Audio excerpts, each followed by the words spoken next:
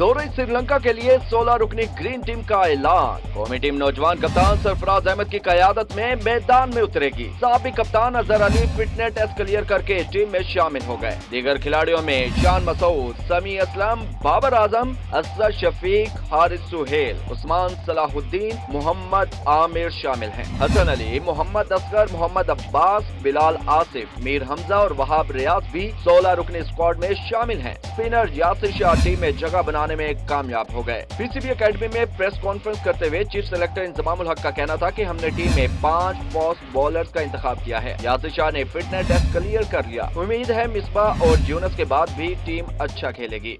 हम यंगस्टर्स को अपने ट्राई कर रहे हैं, यंगस्टर्स अपने खिला रहे हैं और उस्मान सलाहुद्दीन और हारिस सुहेल को मैं पिछली 2 से 3 सीरीज में वो टीम के साथ जा रहे हैं, उसको मैं कैरी करवा रहा था, इसलिए क्योंकि जिस टाइम हमारे सीनियर प्लेयर थोड़े से होंगे तो उनकी जगह मैं इनको डालूंगा।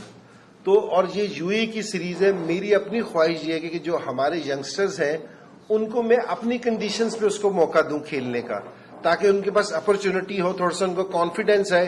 श्रीलंका के खिलाफ पाकिस्तान के 16 रुकनी स्क्वाड में नौजवान खिलाड़ियों को मौका दिया जाएगा जो अपना पहला टेस्ट मैच खेलेंगे। पाकिस्तान और श्रीलंका के दरमियान मुकम्मल सीरीज अमारात में रवां माह शुरू हो रही है। सीरीज का आगाज 28 सितंबर को पहले टेस्ट मैच से होगा। सीरीज का दूसरा टेस्ट 6 से 10 अक्टूबर तक खेला जाएगा। सीरीज में 5 एक रोजा इंटरनेशनल मैचेस के अलावा 3 T20 मैचेस भी